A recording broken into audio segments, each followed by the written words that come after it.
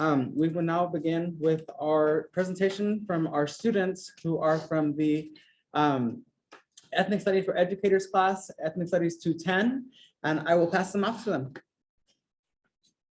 Good luck. Thank you.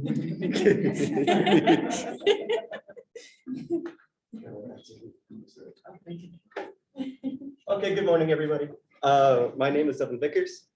I'm Alexis, Chaucer. Nain, Ambriz. Roman Escobar.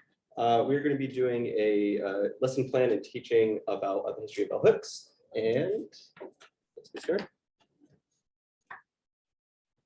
The overview of the lesson is we'll be going over a brief history of her background, discussing her narrative and her impact that she had on topics like feminism, education, social influence, and capitalism and white supremacy. And after the intro, we'll be doing a activity centered on intersectionality. So who was bell hooks? Bell hooks, or Gloria Jean Watkins, born in Hopkinsville, Kentucky, September 25th, 1952, unfortunately passed away in December 15th, 2001. Rest in power. She was one of 7, only one of them was male, so she grew up in a mainly female household. Her family grew up in a poor working class where her father was a post office janitor and her mother was a stay-at-home mom. She got her bachelor's degree from Stanford University in 1973, master's from University of Wisconsin, 1976, and PhD from UC Santa Cruz, 1983. She got her master's in English.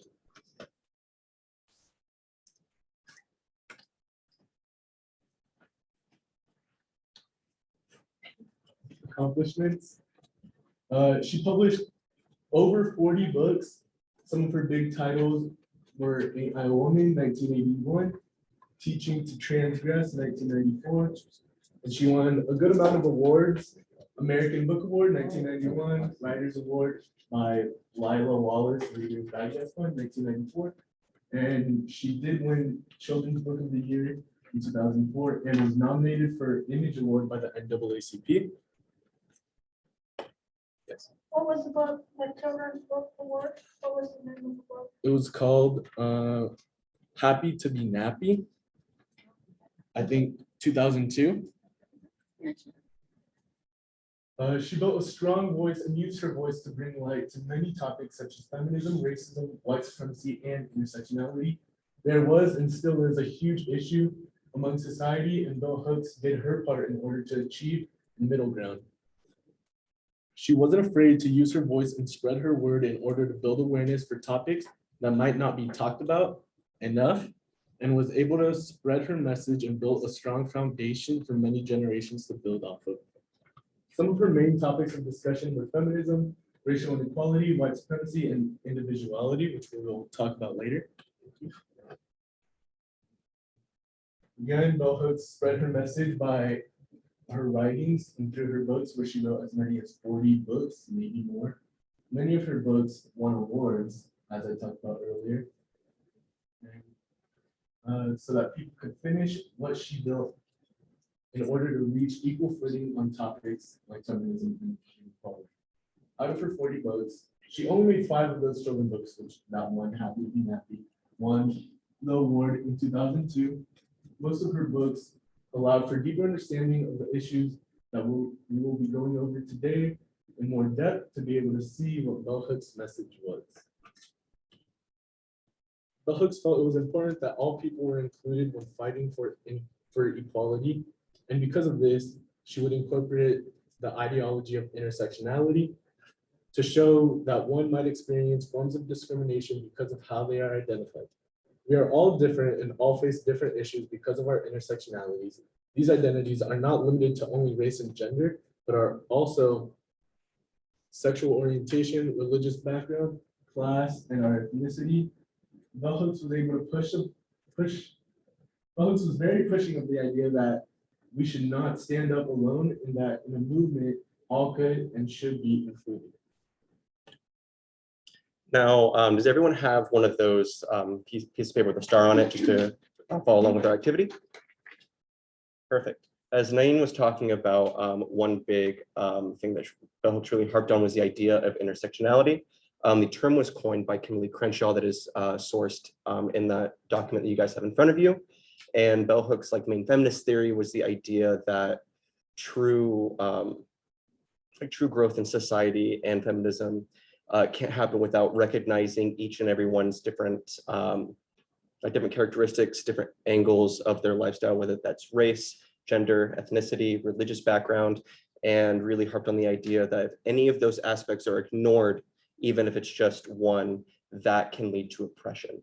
And so with the activity, I wanted to invite you guys to write down qualities about yourself that you identify with, whether it's your race, your gender, your occupation, religious background, whatever you feel comfortable writing down.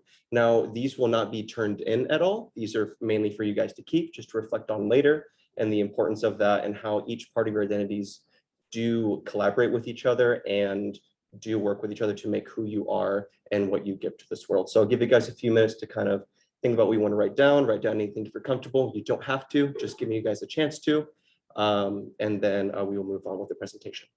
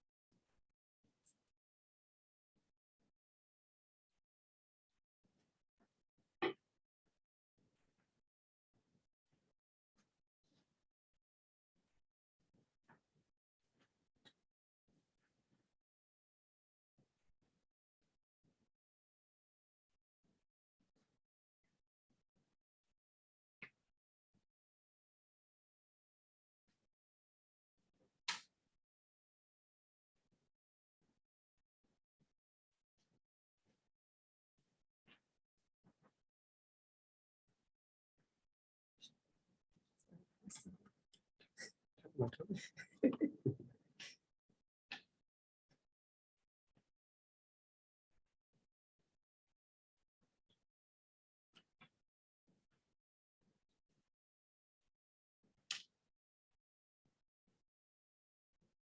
All right, now does anyone feel like they need more time with just writing down for this activity?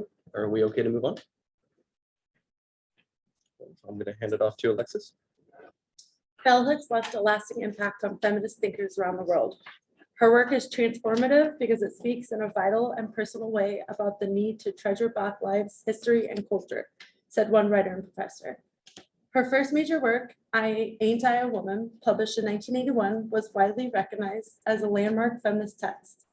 The book was written by a 24-year-old Hooks and in 1992 was declared one of the 20 most influential books in the past 20 years by Publishers Weekly. Over time, Hooks authored several other novels, including Feminist Theory, From Margin to Center in 1984, All About Love, New Visions in 2000, and We Real Cool, Black Men and Masculinity in 2004, centered around the themes of love, feminism, and race. A prolific writer, Hooks published 40 books, which has been translated into 15 languages, reaching a global Black diaspora with her messages of resistance, feminism, revolution, and love. Bell Hooks, Feminism is for Everybody, is an antidote to every When's International Men's Day tweet, designed to be told by all genders. This short, accessible introduction to feminist theory by one of its liveliest and most influential practitioners seeks to rescue feminism from estrogenism and academic jargon. A quote from Ain't I Woman, Black Women and Feminism. It is obvious that many women have appropriated feminism to serve their own ends, especially those white women who have been at the forefront of the movement. But rather than resigning myself to this appropriation, I choose to reappropriate the term feminism, to focus on the fact that to be a feminist in any authentic sense of the term is to want for all people, female and male, liberation from sexist roles, patterns, domination, and oppression. As much as she valued and treasured knowledge, cultural theory, and the written word, Bell Hooks was closely tuned into oral culture and oral storytelling, cognizant of ancestral wisdom. Not many feminists of her generation followed this path. Perhaps even fewer do so today. Meeting radical feminist politics with my urge to write, I decided early on that I wanted to create books that could be read and understood across different class boundaries. Hooks wrote. She imagined her audience as her mother, the person she most wanted to convert to feminist thinking. This quietly shaped her style. When the new edition of her groundbreaking 1981 book, Ain't I Woman, Black Women and Feminism, was published in 2004, it was a photo of her mother, Rosabelle Watkins, on the cover. And for instruction with our lesson plan, we will be giving you guys a little bit of a break. You can feel free to walk around, stretch, go on your phones, go for a glass of water, use the restroom, whatever you need. We will be back in about 5 minutes. Yes. Was Bell Hooks her pseudonym that she wrote under? Yes, and we will be going over the importance behind Yeah, that. yeah. Like the next slide, I promise. I'm sorry. It's I thought okay. you were done. No, it's okay. It's fine. I do. It's okay. Yeah, I'm done now. Sorry. It's okay. It's Just okay. so that won't- No, it's okay. I just was trying to. It's okay. It's fine. Okay. I'm fine. After I'm done talking, but I'm fine. I get so. How much is the? I'm like getting break frustrated. for? About 5 minutes. Oh. Yeah. Sorry, but if I may I? Yeah, do you want to go on here? Yes, okay, so a minute, here it is. Sorry, Dragon Mystic. right? Jargon is. Okay. We'd like to see the exhibit before lunch. Arts next door.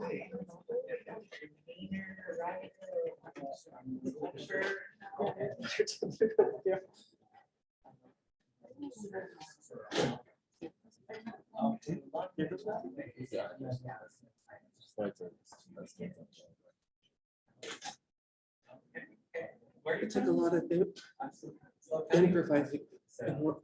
For a few nights. No, I already drank.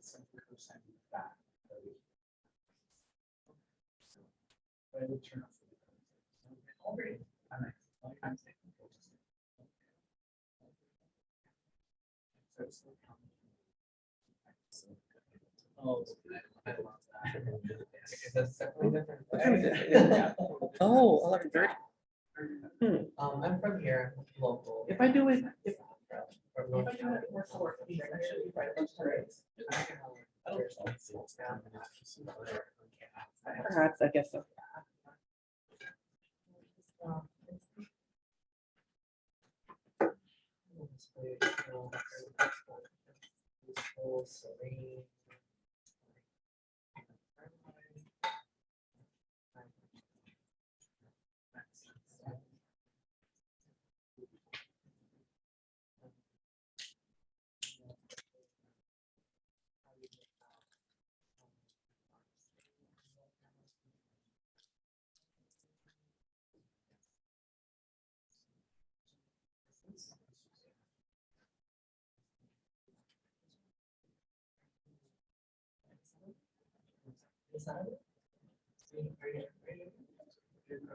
So I have gotten. Oh, okay, okay. So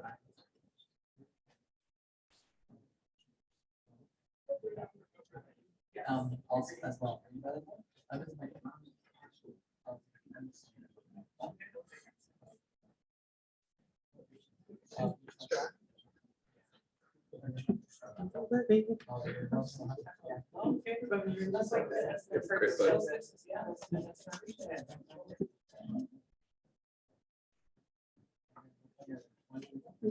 When we get to the conclusion, do we want to each go like each say our own sentence?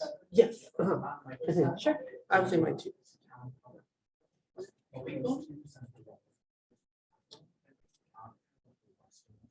Yeah.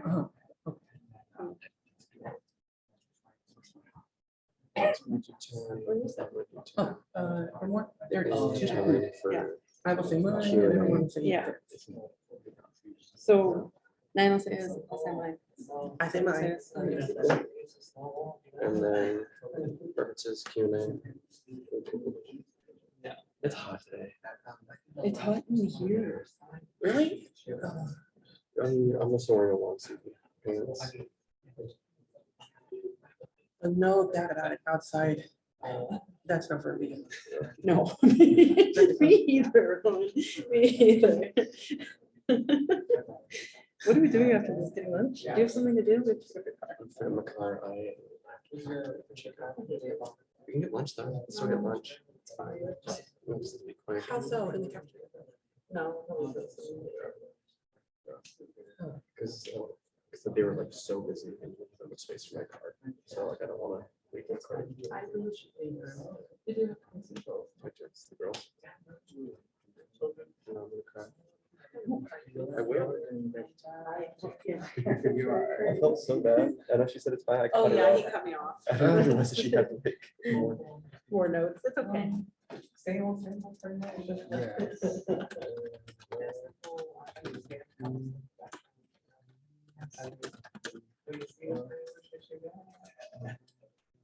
Oh, the flowers. Flowers. My shoes match your shirt.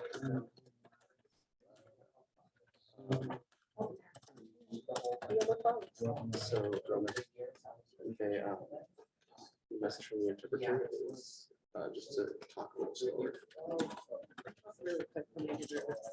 That was my plan. Perfect. So I now think that I'm gonna talk so slow that I don't. Talk like a mile. that was my plan to meet the 10-minute mark.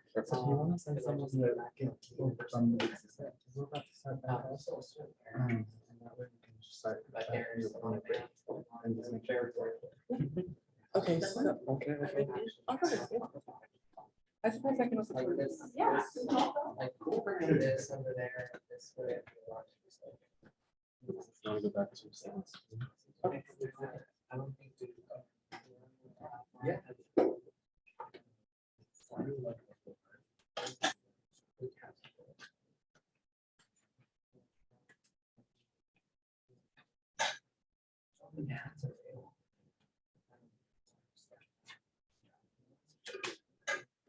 That was the plan, like, over here.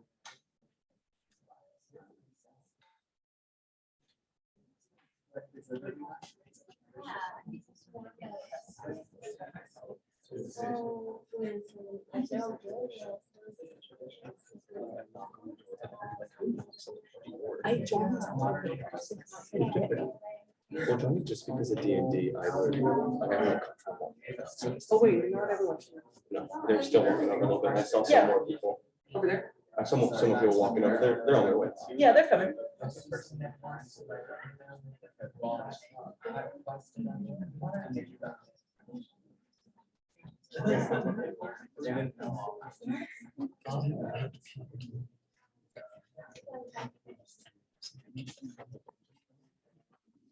Because he feels the way I feel, he's moving back to school.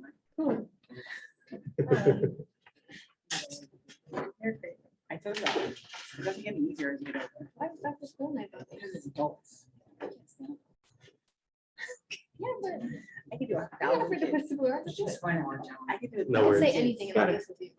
No, but my parents are very much more John. Kids, Wait, we did should have. you deal with your graded there? No, I got. No, it's all traumatized.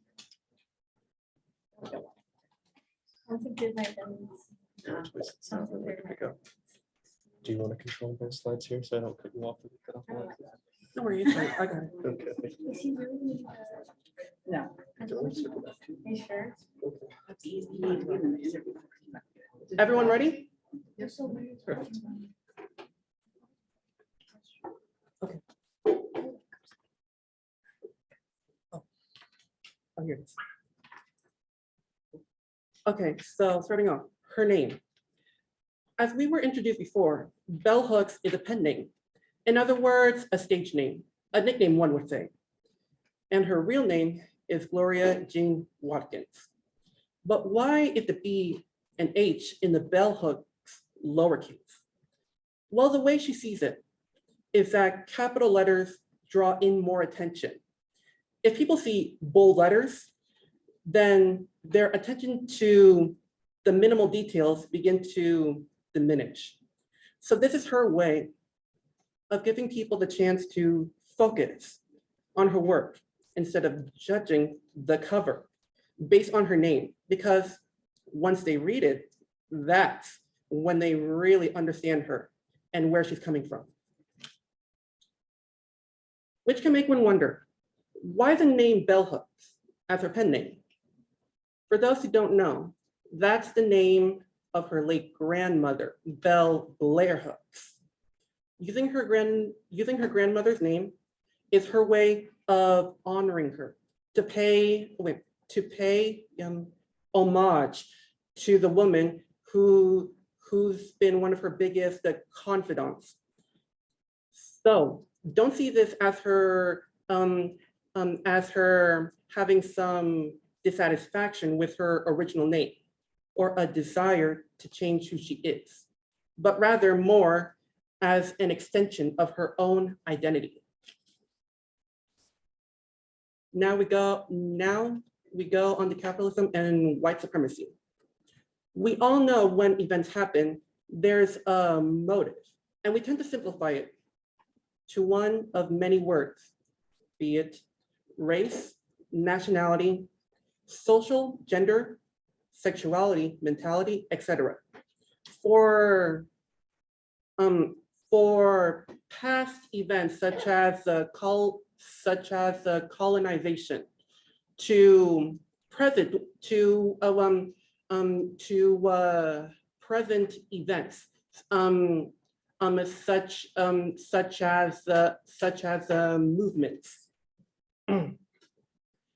When in reality, these meanings overlap, so much so that it can be hard to pinpoint the core reason, which is why she uses the terms white supremacist, capitalist, patriarchy. This quote from her explains in better detail. Because I want to have some language that would actually remind us continually of the interlocking systems of domination that defy our reality, and not just have one thing be like, you know, gender is the important issue, race is the important issue. But for me, the use of that, the use of that particular jargonistic phrase was a sort of shortcut way of saying all of these things actually are functioning simultaneously in at all times in our lives. Due to our background, we want to be able to understand everything that goes on. It may be complicated, mentally painful, but it's needed for us to improve.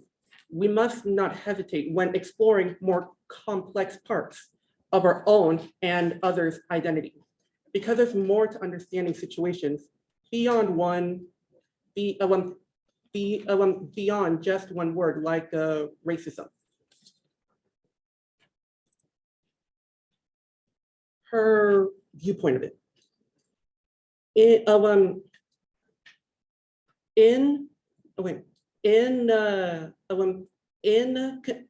continuation from our past to the present, be it within the US or on a global extent, white supremacy exists to rule, influence, and gain further power. One would think that when she says or references white supremacists, that she's specifically calling out white people in general. would you, but would you believe that is not the case? In an interview with her, she says, part of what I say is that white supremacy, first of all, isn't a white thing. It's part of this culture. It's a part of how all of us have been taught to think about differences, who's better, who's inferior, who's superior.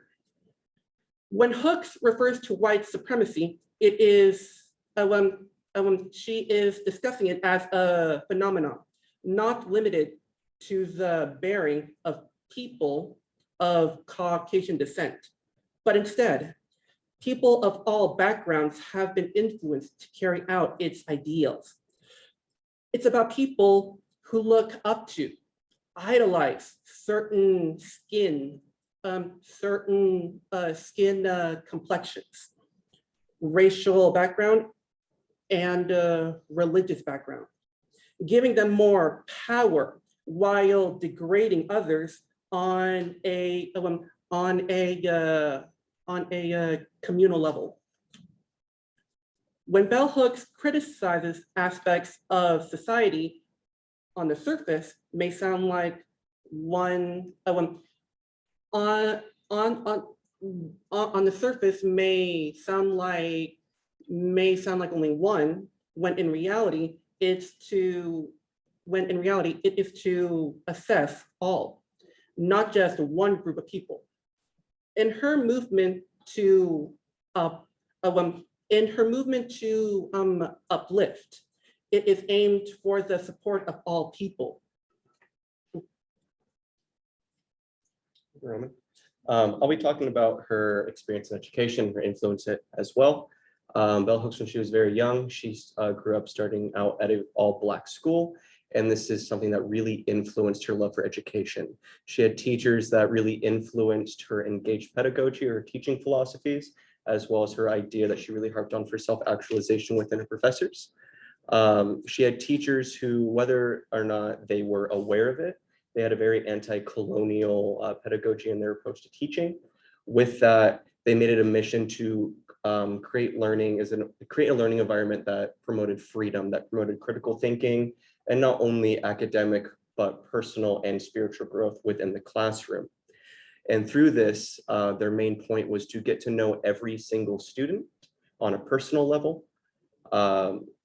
Through that, they were able to tailor each experience to every single student to make it more personalized and go back to what influenced Bell Hooks' idea of education as the practice of freedom by providing a learning environment where everyone can learn. Later on, she was transferred to a mixed school where her love for education was challenged. This was seen through something that we might be very used to, is the idea of information or knowledge banking, where teachers or other professors give you information, you study, memorize, regurgitate it onto a test, you don't apply the knowledge. It's just a lot of the time very much a sink or swim kind of model of teaching, and then you're done with it. Whether or not you pass the test kind of measures your intelligence and how you move forward in the academic life. And she saw that as a means of kind of obedience training in the schools, as opposed to creating a free environment for students to learn. And she was quoted in the very beginning, in the intro of her book, Teaching Chantress, that for Black children, education was no longer about the practice of freedom. And realizing this, I lost my love for school. As we mentioned earlier in the presentation, Bell Hook was an award-winning author with over 40 books published, but she was also a teacher, where she developed a lot of her ideas and a lot of her written works. When she was growing up, she actually said, I don't want to be a teacher. Because in the segregated South where she grew up in, it was one of the only jobs that she was able to get when she grew up. And so she decided to become a teacher just as a means to, this is how I'm going to pay the bills, this is how I'm going to get myself through school. But she wanted to be a writer because that was the way that she can really present herself, make herself and her ideas known in the world.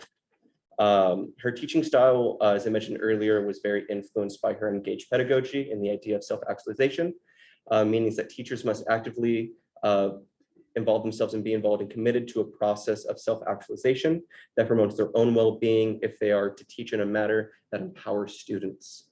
Earlier in the semester, on the other side of this wing in the other building, we were learning about bell hooks and her idea of self-actualization. And a quote that actually my professor, Dr. Espinosa Kolik, mentioned was the idea of self-actualization over self-advancement. An example that he gave was the idea of gatekeeping courses where I have to get to this class to get to the next class as a prerequisite, meaning I'm going to try to get the best grade I can, any means possible, which if anyone has done that in their classes, and I know I'm very much guilty of that, it makes it to where you can't really learn and apply the information. You're just worried about your grade. You're worried about what colleges look at. And so when I heard that quote, kind of shifted my way of learning. And I know I'm not the only one that was affected by her engaged pedagogy and the teaching philosophies that she pushed forward in her life. And as I mentioned earlier, the education as a practice of freedom was a very big way to endorse the belief that anyone can learn and be transformed by education, as everyone moves through education in a different way based on their personal background, their family life, their socioeconomic status, race, gender, religion, or sexual identity. As I mentioned earlier, she didn't want to be a teacher, but when she was interviewing a gentleman by the name of Rob Scrapp for an interview for an essay for Teaching to Transgress, she mentioned that I never wanted to be a teacher, so I never subscribed to what the identity or the image of a professor. Like I didn't put this up on a pedestal and try to push myself into a box, which she said adversely very much allowed her to grow into her own identity as a professor.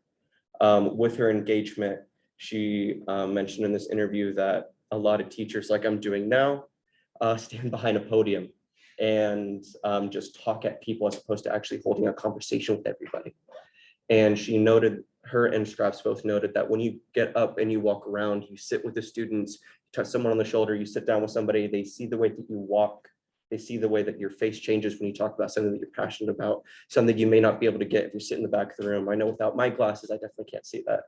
Even down to the personal details, like the way their clothes fall, their style, even the way that they smell, which is another reason why I'm not walking amongst you guys, because of presentations, I get nervous and sweaty, and I don't think any of you guys want to smell that. Her personal educational impact, as I mentioned, my impact that I got from her earlier this semester definitely changed my way of thinking. It was something that I was definitely very much struggling with during my time here at Cuesta, and even before in high school. And moving forward, as this is my last semester at Cuesta, I definitely want to take this idea of self-actualization to heart when I do go on to further education. Just to be able to actually apply my knowledge going into education, just so I know I can actually apply the knowledge that I learned in college to help the students that I want to work with in the future. And even with her national, even international recognition, a lot of her academic peers were always surprised with how intimate she was with her students in her classroom. She always held discussions that would sometimes hit deep and raw topics in order to engage the students in conversation, to really make it personal to them and for them to apply what they were learning and take something to heart every time they left the classroom. And she really was a big advocate for the recognition of support individuality in the classroom, because as I mentioned earlier, everyone experiences education differently. And so being able to recognize and tailor each approach to each different student is something she really advocated for, as she saw as that is only one of many ways to engage the students and for it to become a transformative experience in the classroom. And she did recognize the revolution that her teachers were starting from an early age and really paid that forward. She notes in the end of her intro, going into the essays of Teaching to Transgress, so I celebrate teaching that enables transgressions, a movement against and beyond boundaries. It is that movement that makes education the practice of freedom. And to conclude, Bell Hooks was a very open advocate and stood up for a large range of topics. She did a great job in leaving her legacy for the younger generation and allowed for inclusion of all people in order for everyone to stand up for what is right. Bell Hooks was remarkably clear in her call to dismantle the institutions, norms, and rhetorical of systematic discrimination. Yet at the same time, there was compassion in her approach in her work, radical political, and gentleness of the spirit went hand in hand. What Bell Hooks says may sound one-sided and confusing, but through deeper analysis shows she is careful about her viewpoint and cares for all, not just Black people and feminists. And Hooks was a firm believer in education as practice freedom, and advocating for teaching in a way where everyone can learn. She strived for this through an engaged in holistic pedagogy and through her written and verbal work. And now I know we started a little bit late. I know we should be out of here about noon. We got some stuff later on, but if you guys have any questions, more than happy to answer to the best of our ability. Yes. You mentioned the engaged type of teaching that you've learned from Bell Hooks. Do you think overall, in general, learning about teaching ethnic studies, do you think that would help other teachers from your perspective become a more engaged teacher? To clarify, do you mean like through studying ethnic studies that will like better prepare people? Yeah, would it improve other teachers that are not ethnic studies teachers? My perspective, I'd like to think so. With California making it a requirement for college to CSUs at least to take an ethnic studies course.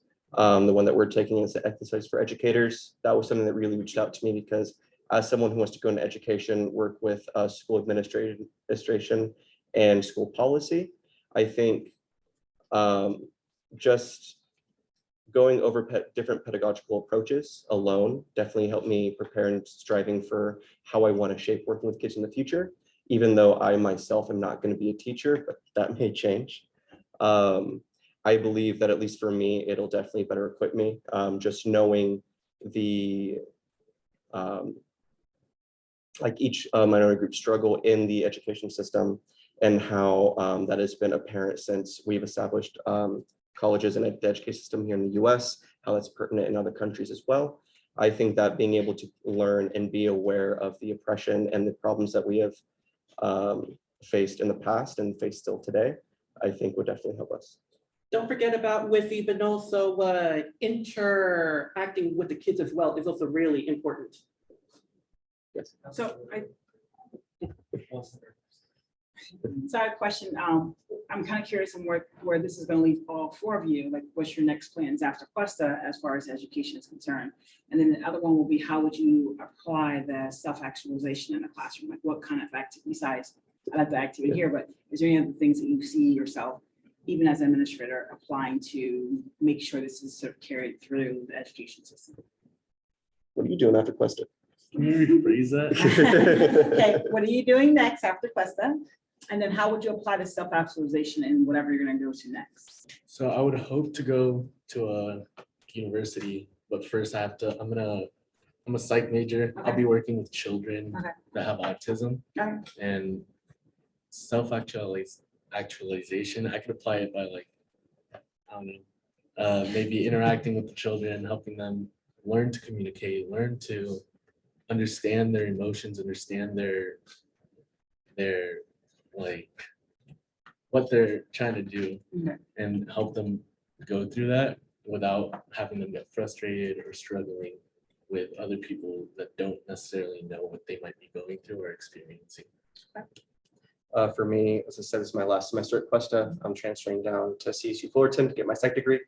I'll be working with nonprofits down there for lower income children and at-risk youth, just to kind of get more experience on my belt, because I do want to be working with younger children. Highest grade level I want to be working with is lower high school, because I was someone who definitely strived from and grew from all the help that I got from the administrators and teachers growing up. So if I kind of pay that forward, it was always those teachers that I went to a school where most of my teachers were like fresh out of their teaching credential program. And so as, 14, 15-year-olds, it was like having like our older siblings kind of teach us, which is kind of cool. But something that was really neat about having younger teachers was seeing how self-aware they were, what they were going through, and even having meetings like outside of school and after school. I definitely got to know my teachers a little bit more and really saw like how much of a personal approach they take to teaching and their policies.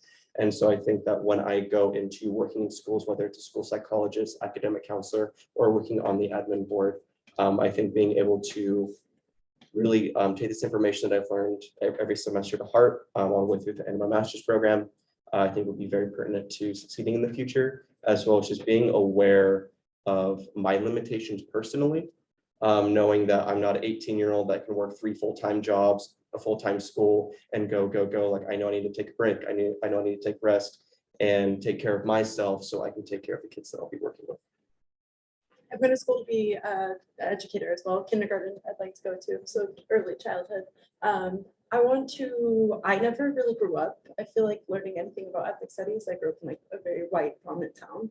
So I want to definitely take all of the information that I've learned and somehow integrate it into my classroom. Not sure how yet, but definitely we'll figure out some way. I'm actually going for engineering, so nothing related to this. But it wasn't, but the thing is, it wasn't actually a requirement. I actually chose this because this stuff, I saw it as really important because I just need, because I just kind of saw this as a way to much more improve my self, to my self-awareness in life in general. I think, and I just kind of feel that, and I just kind of feel like this is more so of a must-have, regardless of your major, because you are going to be coming into conflict with people of different backgrounds. I agree with that. That's very well said. Yeah. Any more questions? Yes.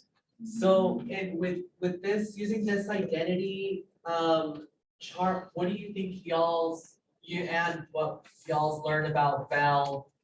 What did you guys learn?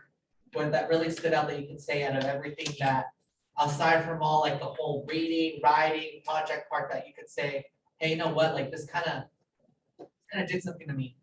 In regards to the activity specifically, or the entire The presentation? activity and bell hooks and you as a person. That's a great question. So I'll let y'all think about it because I really want to hear all more of you. I feel like the main points that I got from her were like her takes on feminism and white supremacy. They're not like subjected to one group. It's kind of more of a ideology, and Yeah, I agree and with like that as well. opens up the way I think about feminism and white supremacy and things like that, which it does change the way she says it. It changed from like what I'm normally used to and being subjected to like just women or just white people, but it's more of a group type of thing. Yeah. So that's like my main takeaways from bell hooks and her ideologies. It's to it's kind of it is kind of like showing the importance of putting your biasness aside when you first read something. It's hard, but I kind of agree to everything. it's that hard. Nain are saying, it is hard, but it is important. So what do you think? I've agreed to both of what they say. But on a personal level, how do you think it kind of struck you? Like, And I like on a your question. personal You're making me really think, and I'm not prepared for it. Yeah. I am not good at improvising on the spot, unfortunately. I'm. Do you want me to go while you think about it? Yeah. Okay. You go. It's okay, you're good. Yeah. You're fine. I get so nervous and I don't know what to do. Thank y'all for. It's like I know what to say, but I don't know how to put it in the words to say it when I get put on the spot. Amazing presentation. For me, At least we're being real here. yeah, we're being honest. For me, it was like so funny because I was saying, I'm like, I have no idea what to teach on. I have no idea like what idea to pitch. And so like, I think earlier that week, we were learning about bugs. I'm like, okay, that's a very important figure in Black studies, I would believe. And working with my other classes, as you can see, as you saw, most of my evidence came from her book, Teaching to Transgress. And so for me, I love reading books. And I say that only because I have a bookshelf of like 20, 30 books that I keep buying that I haven't read yet. But I started reading bell hooks and I was really anxious. I'm like, okay, I got to get through this. I got to get through this. But when I was actually reading the book, it is like one of 3 books that I actually sat down and took my time reading and got chills and just like, okay, what's she going to say next? What is she going to say next? And I got super excited just reading her narrative on education and just how open of a conversation she started with everybody. And I think personally, that is something that I want to strive for personally, both in and out of my academic and professional life. So that's the main thing that I really took away from this. As for the STAR activity, to kind of circle back to the idea of intersectionality, and her idea of getting to know each student on a personal level, recognize, like I harped on so many times, is, you know, every student has a different background. They, like, if I say the same thing to two different people, they're going to interpret it in two different ways, no matter how neutral it might come across. And so being able to recognize that everything is going to get interpreted a different way, and it's up to me to recognize that, to start the conversation with the students and with everybody, and being able to understand what they may be struggling with, what they're not getting, but also what they're passionate about and what they're really taking away from what I'm talking about. Absolutely.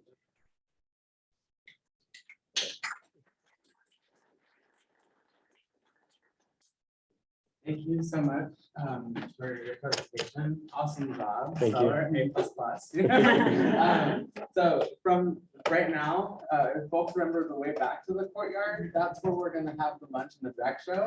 Lunch is on its way here. It'll be ready around 12:10, 12:15. But there should be some refreshments and some seats if you want to go find yourselves a spot to watch the show. Thank you, everybody. Thank you, guys. Thank you. Thank you. Thank you for being here. Of course. Thank you for coming.